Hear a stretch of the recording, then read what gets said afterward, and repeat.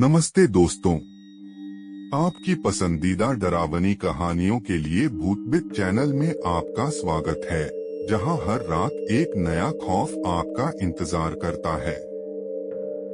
भूतिया रेलगाड़ी आज की कहानी है मिर्जापुर, उत्तर प्रदेश के एक सुनसान रेलवे स्टेशन की, जहां एक ठंडी जनवरी की रात में कुछ ऐसा हुआ जो आज तक लोगों के रोंगटे खड़े कर देता है। तो कमरे की बत्तियां बुझाइए, दरवाजा बंद कीजिए और तैयार हो जाइए, क्योंकि ये भूतिया रेलगाड़ी आपकी नींद उड़ा देगी। मिर्जापुर के पास एक छोटा सा रेलवे स्टेशन है, कटरा स्टेशन। ये स्टेशन इतना सुनसान है कि दिन में भी यहाँ सन्नाटा पसरा रहता है।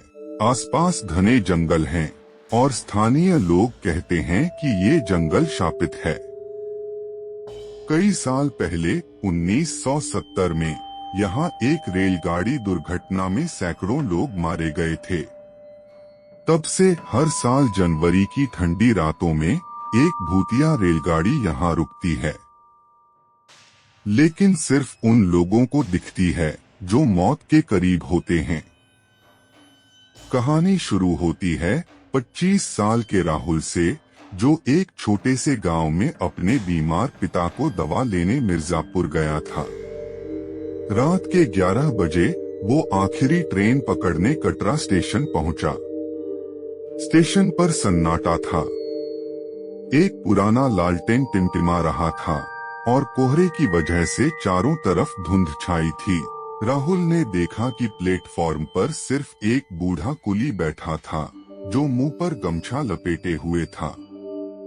राहुल ने उससे पूछा, अंकल, ट्रेन कितनी देर में आएगी? बूढ़े ने बिना सिर उठाए धीमी आवाज में कहा, जो ट्रेन यहाँ रात में रुकती है वो सबके लिए नहीं होती, बेटा। राहुल को ये बात अजीब लगी, लेकिन उसने ज्यादा ध्यान नहीं दिया। ठंड बढ़ रही थी और कोहरा इतना घना हो गया था कि लालटेन की रोशनी भी मुश्किल से दिख रही थी।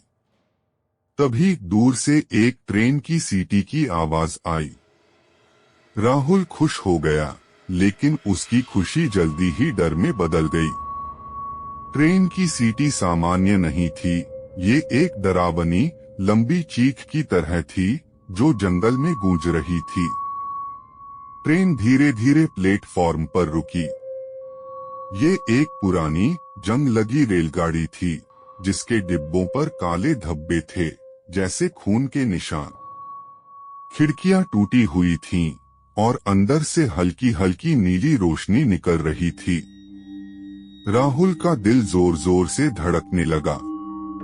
उसने बूढ़े कुली की तरफ देखा, लेकिन वो गायब था। राहुल अकेला रह गया था। ट्रेन का दरवाजा अपने आप खुल गया। राहुल को लगा कि शायद उसे चढ़ना चाहिए, लेकिन उसकी अंतरात्मा चीख रही थी कि ये ट्रेन सही नहीं है।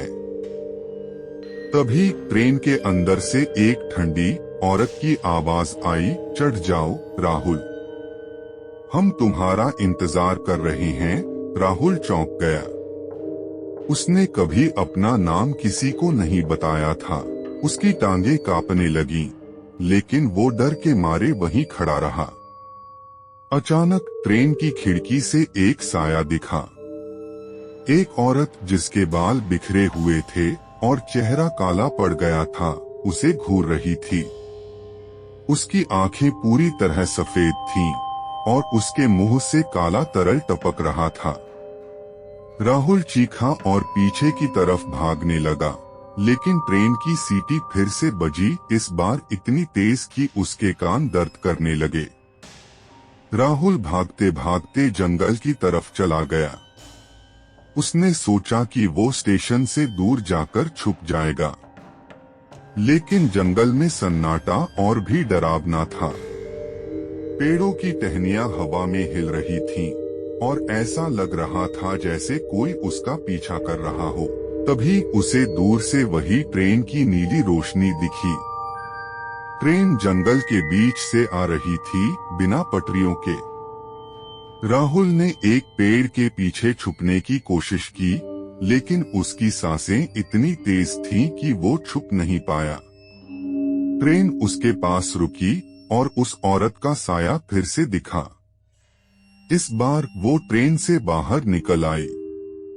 उसके पैर जमीन को नहीं छू रहे थे, वो हवा में तैर रही थी।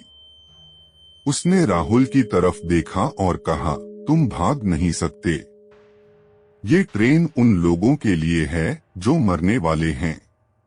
राहुल ने हिम्मत जुटाई और अपनी जेब से हनुमान चालीसा की एक छोटी किताब निकाली जो उसकी माँ ने उसे दी थी। उसने जोर जोर से चालीसा पढ़ना शुरू किया।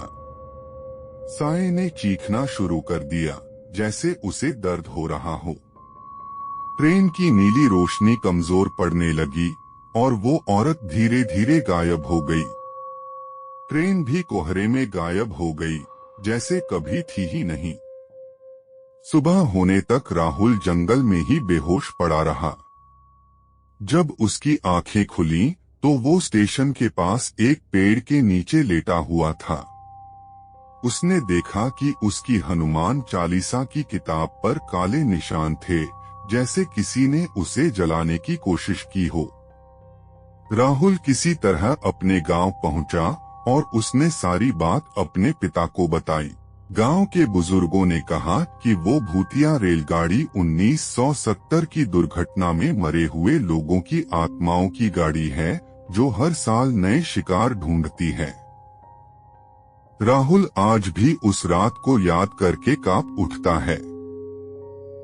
वो कहता है कि अगर उसने हनुमान चालीसा नहीं पढ़ी होती तो शायद वो उस भूतिया रेलगाड़ी का शिकार बन गया होता। तो दोस्तों, क्या आपको लगता है कि ऐसी रेलगाड़ी सच में हो सकती है? कमेंट में अपनी राय और अपनी डरावनी कहानियां जरूर शेयर करें। अगर आपको ये कहानी पसंद आई तो लाइक करें, शेयर करें और सब्सक्राइब करें। अगली डरावनी कहानी तक सुरक्षित रहें, क्योंकि रात का डर कभी भी आपकी खिड़की खटखटा सकता है।